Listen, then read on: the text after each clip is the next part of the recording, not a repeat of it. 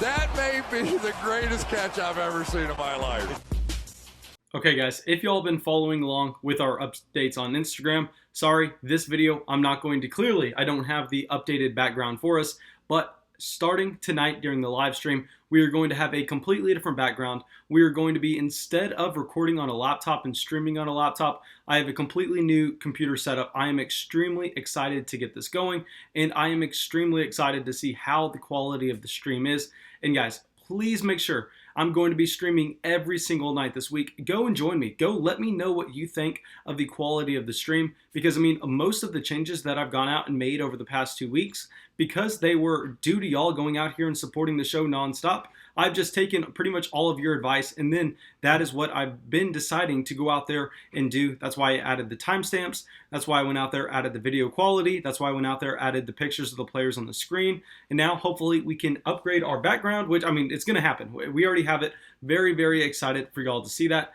And guys, this is all due to y'all going out there and leaving nonstop likes on the videos, commenting as much as y'all do, subscribing to the channel. I mean, y'all are absolutely insane. Truly the best fantasy football audience on YouTube, and we'll be at 10,000 subscribers in literally no time. But let's go into this video, and this is going to be our first video that we've made like this, but we are going to talk about our top 3 streamers at both the defensive and the quarterback position. And I'm not going to talk about kickers in this video because, one, I'm not confident in my ability to go out there and tell you whatsoever what kicker to go out there and get, because it's going to be extremely volatile week to week. And I think that you are going to be just a lot better off going and looking up the Vegas spreads on the games and then just choosing the kicker that has the higher team total. And then I think you're going to be a lot more successful that way rather than just listening to me. I'm going to try to stick to what I believe I know.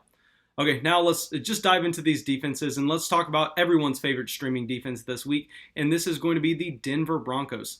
So I know the Denver Broncos, without Von Miller, by no means do they look like they have an elite level defense in terms of playmakers on that side of the ball. But what they do have in this matchup is the matchup. I mean, they are going up against the worst offense in the NFL. I mean, there's not an offense that's even as close as being bad as the New York Jets. We kind of understand that we can expect the Denver Broncos to have multiple sacks, to record multiple turnovers, and to possibly just provide that one spike week where we know that you can go out there and get an edge over your fantasy football opponent if you end up getting 20 points from your defense. I know that's something a lot of people overlook because it's at the very bottom of your roster, but at the end of the day, if you do get that spike week, it's going to be able to provide you a significant edge, and I think this is going to be an easy way to do it. Go target this New York Jets offense by going and getting the Denver Broncos defense. I think that they are going to be extremely successful, and they are going to be able to give you an edge at that position this week. I mean, there are not many defenses I'd rather have over Denver at the moment.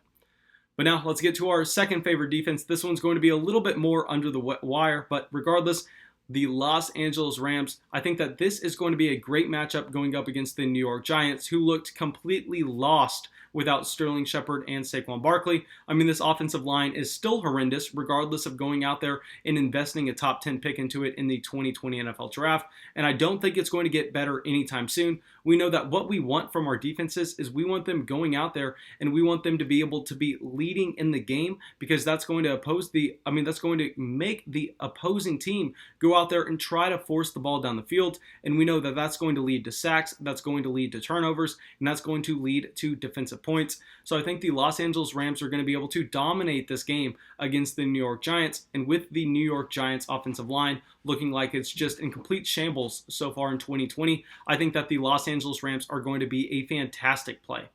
Now, if you can't get either of those two defenses, you can go a little bit deeper here and get the Seattle Seahawks, who have one of the worst defenses in the NFL in 2020. But like I said earlier on in the video, we're not necessarily going out there and we are not trying to evaluate defensive talent, because while the Seahawks could go out there and let Ryan Fitzpatrick and this Miami Dolphins team score 30 points on them, it does not matter if Ryan Fitzpatrick is turning the ball over. We've seen Fitzpatrick be one of the highest quarterbacks in terms of pick sixes in the NFL in the past few seasons, and it doesn't matter if he goes out there and scores 30 points on the Seattle Seahawks team. If the Seattle Seahawks are able to get to him, able to record some sacks, get some turnovers, and possibly a pick six, I mean, that is going to overcome any amount of points that the Miami Dolphins score. So clearly, I think we are going to rank these just how we had them. Denver Broncos, #1 priority. Los Angeles Rams, #2. And Seattle Seahawks, #3. But now let's get to the quarterbacks, and let's talk about our favorite streamer quarterback of this week.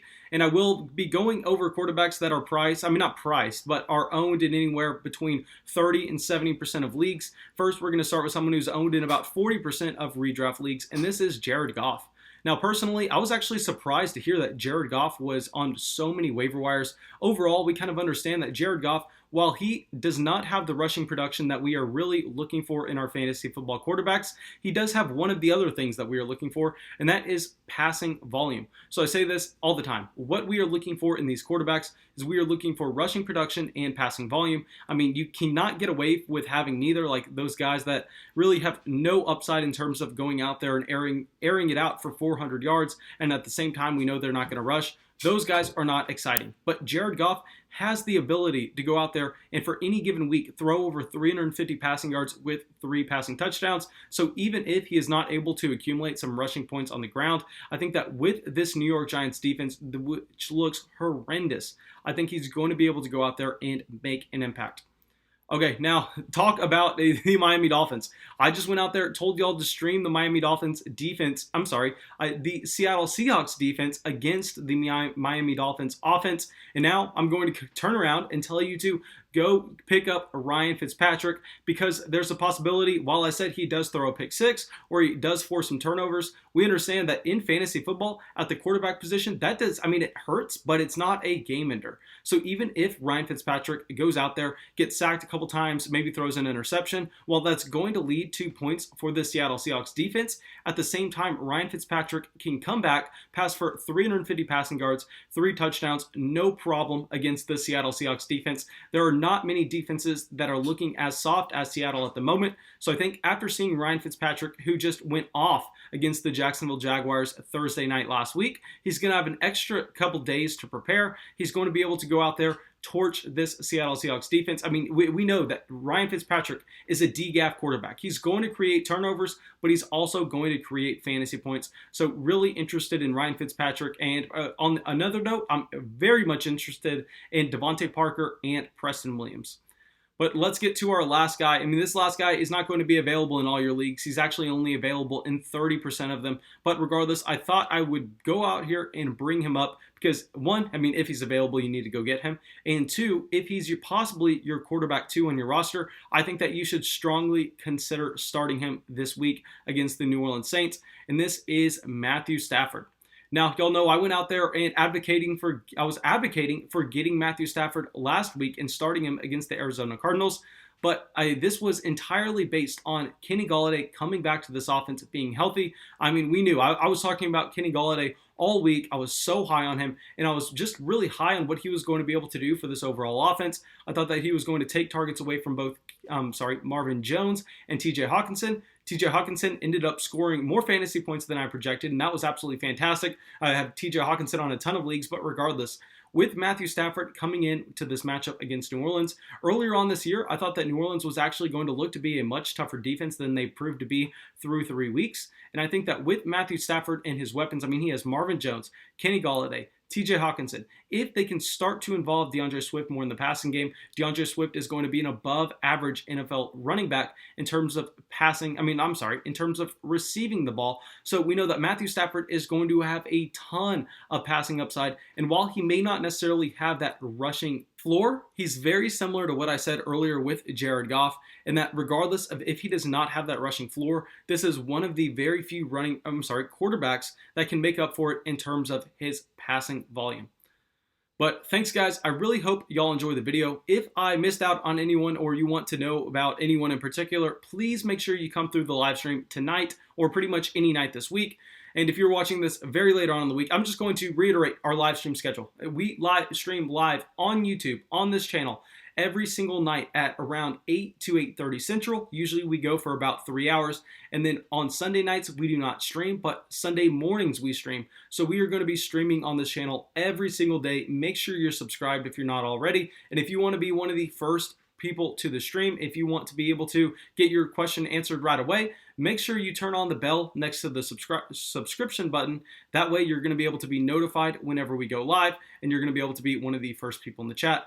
But yeah, guys, that's all I got for y'all. I really, really hope y'all have the best week 4 possible.